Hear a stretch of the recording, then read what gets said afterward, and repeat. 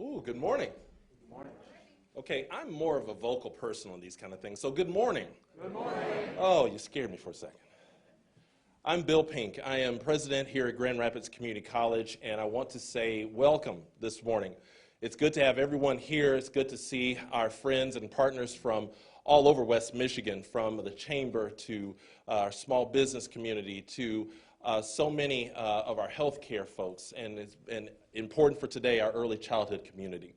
For this occasion and for us here at GRCC, it's natural, as I told the governor earlier, it's natural for this institution to be the one for her to come to talk about early childhood, because this Phyllis Fratsky Early Learning Neighborhood, the Early Learning Lab that you are in right now, this facility being one of, in my opinion, the state-of-the-art facilities, not only here in West Michigan, not only here in Michigan, but in the country.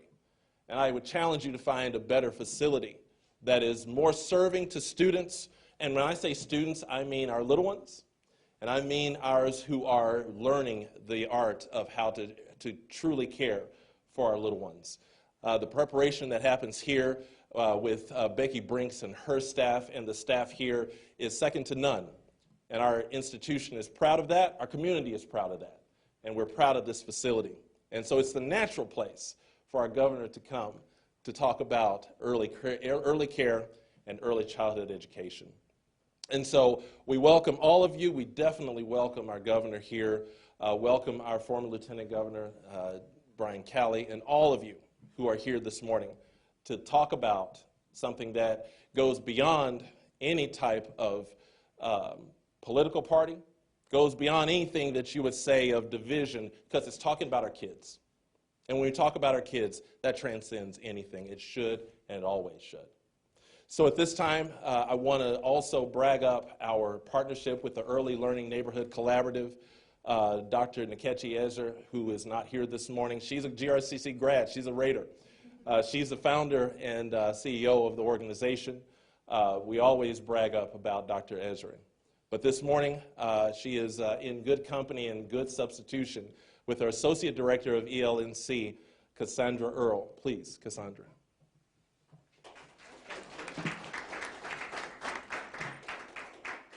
Good morning. I am representing our CEO and founder, Dr. Nkechi Ezer.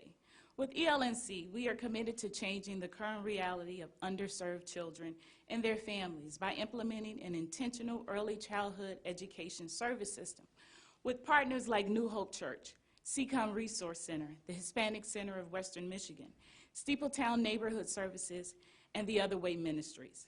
The work of expanding and sustaining the capacity of high-quality early care and education programs also transforms the lives of the youngest children that we serve through our service providers, like the Refugee Education Center, the Y, and this location, the Phyllis Fratsky Early Childhood Learning Laboratory.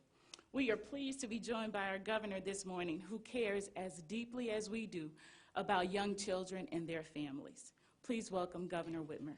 All right. Thank you, Cassandra. Well, thank you, Cassandra. Thank you, Dr. Pink, and thank you all for being here. I'm really, really happy to be here, and having had a very short, quick tour, this really is a phenomenal place where lives are being changed every single day, where paths are being created, not just for the children who attend here, but for the students who are learning how to be great educators of the future. So I'm really pleased to be here and joined by, of course, Shawn Walsh from PNC and Praveen Thadani, President of Priority Health. Praveen and I have gotten to know one another on Zoom, but this is our first time seeing each other in person, so it's really nice. We've been through an exceptionally difficult year, and few have felt the strain of this last year more than Michigan's working families, who've had to juggle work and child care in the midst of unprecedented circumstances. Working families have long relied on child care to support their child's early development and to make their lives work. COVID has been a reminder that child care is absolutely essential to the health of our economy. And decades of studies and data proves that where and how children spend their time matters. Quality early child experiences create the foundation for children and for families to thrive. Every family in Michigan should have access to a place like this. Every family in Michigan deserves a safe, quality, affordable childcare option that meets their needs, regardless of how old their kids are, where they live, how much money they make, their race, their ethnicity, their immigration status. The problem is there's just not enough childcare that meets the needs of Michigan families. That was true pre-pandemic, and it's certainly true now as we try to recover from the pandemic. As we boost our economic jumpstart, this is a critical component to our success. Data shows that childcare is the biggest single monthly expense for lower income working families with kids. So right now we've got an opportunity in front of us, an opportunity to make an historic long-term investment in childcare. The federal government has sent Michigan over $1.4 billion specifically for childcare in Michigan. This investment is on top of the nearly $250 million we receive every year from the federal government to support childcare in our state. Basically, we have a one-time injection of 6 times the usual amount that we have to work with. And it's really important that we acknowledge and thank all of our federal legislators who supported these efforts. We are so fortunate for their leadership, and now we've got this opportunity. So we have to make childcare more affordable and reduce the number of families who pay over 7% of their income to childcare. So to work toward that goal, there are a number of things that we can and should and must do. Make 150,000 more children eligible for low or no cost childcare by expanding eligibility to 200% of the federal poverty level and waiving copays. We can extend the innovative pilot programs like TriShare, which I know is a great thing that has happened here on the west side, and offer all student parents enrolled in the Michigan Reconnect or the Futures for Frontliners the access to low or no cost childcare as they pursue upskilling opportunities. We also need to ensure that every Michigan family has access to care that meets their needs in their community. And to do this, we can invest in existing providers to help keep them open and financially strong, offer grants to expand existing providers and open new sites. I know there's a new one opening here in Grand Rapids, an extension of the work being done here downtown. And as a state, we need to pay providers more through the child care subsidy, and that's why I'm proposing a 20% increase for provider rates. So finally, to increase the percent of children in high quality care, investing in our early educators, those students that are sitting behind the observation window, offer premium pay and sign-on bonuses to child care professionals, provide more access to tuition-free education and training for people who are looking to grow into this profession. We also need to invest in proven programs, right? We are fortunate that we've got a phenomenal program like the Great Start Readiness program for 4-year-olds here in Michigan. Last week, I proposed expanding GSRP to ensure that the 22,000 kids in Michigan who are currently eligible for the program but not currently enrolled can do just that. GSRP is not only good for our kids, but obviously it helps our working families who need safe, affordable, quality options for their kids. So right now, as we emerge from the pandemic, child care weighs on our economy. The data is clear that most employers in our state have lost staff because of child care challenges. I know that we have in state government. Across the state government, we have talented, passionate working parents who are stepping back from jobs at every level because the child care options in their communities just don't meet their needs. And it's clearer than ever that our economic recovery depends on expanding quality, affordable child care. Because if parents know that their kids are cared for, they don't have to worry about that. They can be more engaged and more effective in their workplaces. So we have to tackle both sides of the equation. We need to incentivize parents to jump back into the workforce as our recovery continues to pick up. We have to give them the support so that they can do it with peace of mind and quality support for their kids. So in addition to child care and early learning investments, we're announcing a back-to-work incentive to help small businesses boost hiring and continue our economic jumpstart. Under Michigan's back-to-work incentive, eligible laid-off employees can earn a $300 per week bonus for returning to the workforce through September 4th. We're utilizing the $300 per week federal unemployment benefit to incentivize people to jump back into the workplace, to maximize income for working families, to help our incredible small businesses staff up, and to deliver for communities. The program also allows employers to bring back or keep employees working on slightly reduced hours while they receive partial benefits so that they can make up a portion of those their lost wages. Right now, the incentive is available to workers who were brought back by an employer participating in the program. So if you return to the job that you had to leave, you can qualify. What we're also hoping is that the legislature will join us and expand WorkShare so that this opportunity to jump back in will apply to someone going into a new job. The legislature approved this expansion back in the fall of 2020, but expired in March of this year, and that's why changing the statute will help us invigorate our economy and get people back to work without having to make false choices. Expanding this program is a no-brainer. It's 100% federally funded through September 4th of this year. There will be zero impact to an employer's unemployment tax rate or the state unemployment trust fund. Businesses are going to be able to hire both new and returning employees to serve their customers if we can get this done with the legislature. And working people will be able to earn bigger paychecks to pay for child care, to put food on the table, to pay their bills, and to emerge from this pandemic in a stronger, more stable way. So our back to work incentive is really a win-win-win. We don't get that very often. So we need to live up to and realize this potential in this moment. I'm confident we can make this a bipartisan priority because taking care of our kids, getting people back into the workforce, supporting our small businesses, it shouldn't be something that is hard for us to find common ground on. Looking ahead, I feel very hopeful, and I think we can all feel good reason for hope. Our cases and hospitalizations for COVID are down to levels not seen since March of 2020. Over 60% of our adults in Michigan, actually 16-year-olds and up, have been vaccinated. And thanks to this rollout and to all the Michiganders who've gotten their shot, we're looking forward at the next rollback in the coming days. And it's scheduled for July 1st, but I think you should stay tuned. I know you're going to ask me that question, Eric, so I already answered it.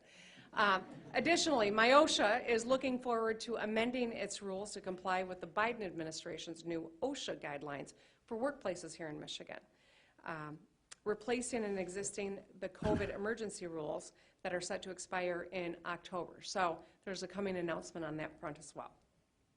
This move will give workplaces flexibility as they reopen and work to keep their customers and their employees safe from COVID. So I am glad that we were able to take some time to talk about childcare and small businesses in Michigan as we continue this economic jumpstart. By effectively utilizing the billions of federal dollars that are available to our state and the $3.5 billion surplus that we have, people can go back to work knowing that their kids are going to be thriving. They can go back to work knowing they're going to be able to make enough to take care of their families. Small businesses can hire and staff up, and we can deliver meaningful change that really improves the quality of people's lives in our state. So I thank you all for being here, for your leadership and the variety of hats which you all wear. And with that, I'll hand it over to my friend, Brian Calley, our former Lieutenant Governor and current president of SBAM. Come on up, Brian.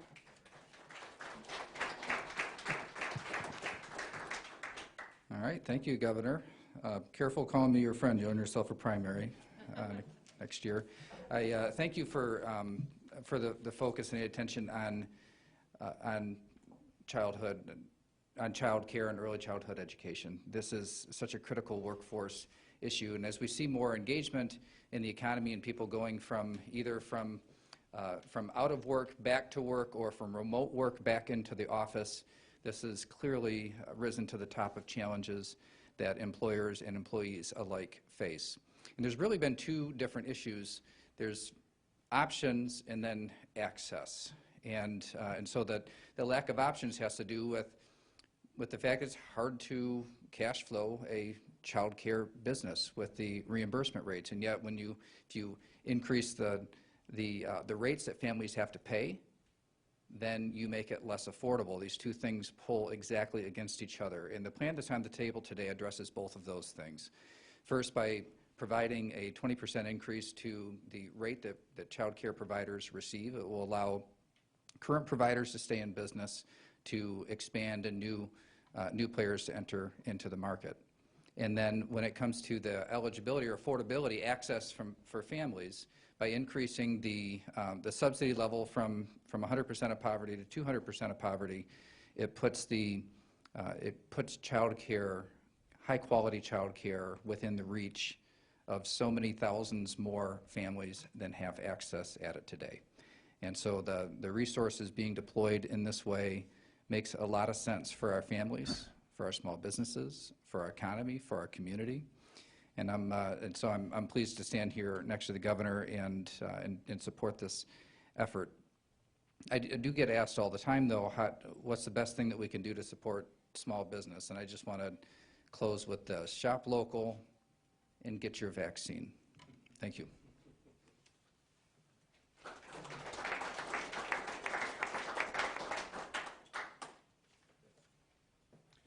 Good afternoon, everyone. I'm Shawn Walsh. I'm the regional president for the west side of the state for PNC, and I am thrilled to be here today with the governor.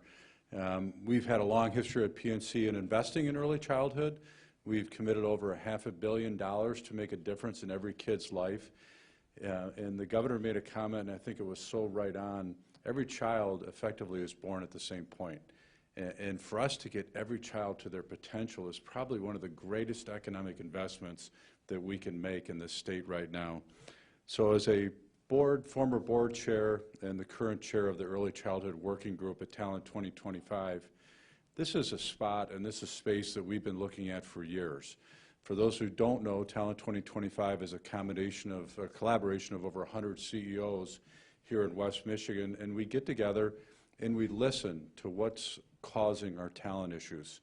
And child care provided, or the lack of child care providers, is one of the biggest obstacles that we've seen, as every speaker has said so far up here. So what is happening today, we think, is something that will have a huge impact on our economy. It's something that we've been working on for well over 5 years, and this is a group of CEOs who have been working on this. And it's something that we hope that others will support and the legislators will come alongside. And I want to thank the governor and congratulate her on the initiative. Thank you, Governor.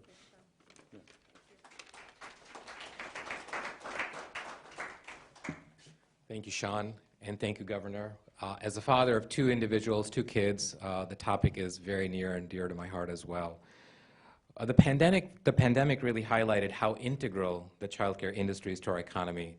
Without a strong childcare system, we really can't thrive as a business community. The Grand Rapids Chamber and Priority Health see the opportunity for businesses to really lean into this discussion and be part of the solution. At Priority Health and Spectrum Health, many of our team members continue to work remotely, but as they transition back to the office, it's really important for them to have access and childcare options. During the height of the COVID pandemic, we launched a new partnership with Care.com to provide financial assistance for childcare for employees, and we plan to continue to offer this support to our teams going forward. But that resource is only effective if there are childcare resources available in the community. It's also important to remember that effective childcare can also provide tremendous value and benefit to the child, to the family, improving health and well-being outcomes.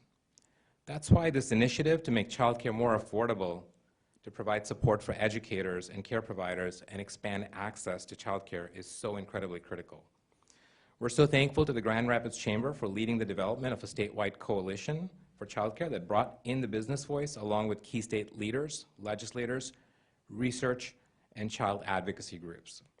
From this coalition, the Tri-Share pilot was developed and has received tremendous bipartisan support and national attention. This program has and will put Michigan on the map for childcare innovation. Our reputation for innovation, coupled with a $1.4 billion investment in childcare, truly has the opportunity to highlight Michigan as a leader on this critical issue. Thank you to the Grand Rapids Chamber, the governor, the legislature for recognizing the importance and working together to address this issue. With that, I think I'm turning it over to Samantha. Hey everyone, yeah, we have just a few minutes now for questions for the governor, any of our other fantastic speakers on childcare back to work. And Representative Hood, thank you for being here and for your leadership. And I know U.S. Senator Gary Peters is well represented, as is Senator Stabenow. They worked so hard to get us a lot of the federal dollars that we're able to talk about prioritizing today. And so just wanted to make sure to acknowledge that. With that, happy to open it up. Governor, you've talked about over the past few weeks about opening up the economy, jump-starting the economy. This is part of that process. I'll save Eric the problem or the question. We're 14 days from the time when presumably all of the COVID restrictions will be removed. Is there any necessity to continue them now, and will they be going away sooner, as you intimated earlier? I think it's very possible. Right? You know, each of these changes requires a lot of preparation and a lot of legal work, and so we are assessing. We had a modeling call, which we have every Tuesday night. We had that last night. Our numbers are good, really good. Of course, we want it to be at 70%, and our vaccines, our work is still continuing, and we're trying to meet people where they are. That's not unique to Michigan. It's happening all across the country, but all these factors go into that, and I would anticipate, whether it's MIOSHA or it is the next step in returning to normal, we'll probably have something to talk about in the coming days and make some announcements soon. Since that's so predictable. This issue with child care and coming out of the pandemic is a very immediate need, but training, educating, licensing all these child care providers is a long-term answer. How does that answer solve this problem? Well, we've got to tackle this problem on a lot of different fronts. So yesterday I was with a bipartisan group of legislators talking about some of the regulatory changes that will contribute to an environment that is more conducive to encouraging greater opportunities for people for child care. That's a piece of it. Resources is an important piece of it.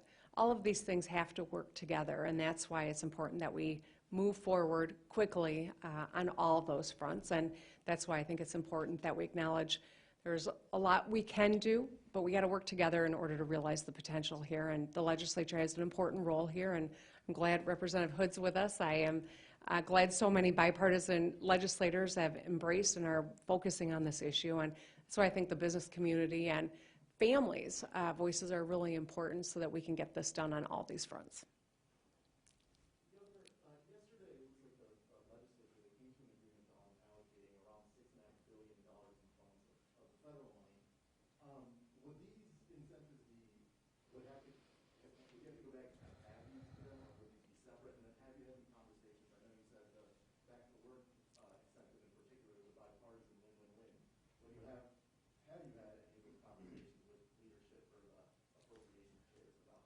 Yeah, there have been a lot of conversations, actually. And yesterday's action by the legislature was, of course, in conjunction with my office, and it's an agreement about how we're going to move forward together. And so I think that's really good news for our state, and good news that we're going to start deploying these federal resources that we have, and we have had for months. And so finally getting to a point where we can get those deployed and for the uses for which they were intended, to help people. When I say a win-win-win, I'm thinking about the health and welfare of our kids. That's the first win. The second is for their families, working families who need options. The third is for small businesses who need employees and their workforce to come back to work. That's the win-win-win here, and that transcends the usual political lines.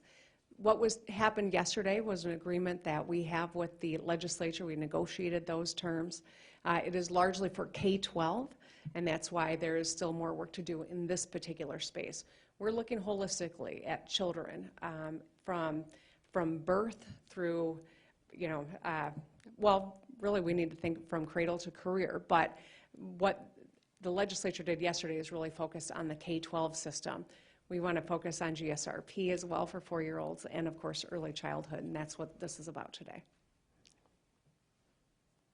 Governor, do you expect to have a budget on your desk by July 1st, or are you going to have to push that date back as both chambers are preparing bills to do that. I know it's kind of a backup, but what is your thought? Well, this is a unique year and unique circumstances. I think we could say that every year for the last 3 years, though, right, Rick? I still delivered a budget on time. It was a Herculean effort, but we were able to do it. So I think it can be done, and I would love to see it get done, but it's most critical that it gets done right. Kind of jumping on that, these supplemental COVID relief dollars, are those also targeted to be done by July 1st? I mean, is that part of the overall budget plan? So the budget is anticipated, of course, by statute to be done by the end of this month. The relief dollars, thanks to the Biden administration, the American Rescue Plan, as well as possibly future infrastructure, those would be more through supplementals throughout. I mean, it will be an ongoing process. But I would love to get as much deployed as quickly as possible because, of course, we don't have time to waste. Other states are moving quickly. We want to, we need to. I think we're capable of doing the same and doing it right. All right. Governor, I'm with Talent 2025, and I started this effort on child care 5 years ago, 6 years ago with Calvin Stotts, and proved that looked around the nation at the best providers for child care. What states did it the best? And Michigan was nowhere on the list. But today, I've got to congratulate you and your staff and Michelle Richard for recognizing the importance of child care and the critical nature it serves for our talent pool and for our young people. Thank you, and thank you for the work that you're doing. It's been one of the important data points that's helped inform what we're trying to do here and replicate it for the state, so appreciate that very much. Any further questions from media? Wonderful. We wore you all out. Have a great rest of your day. Thank you.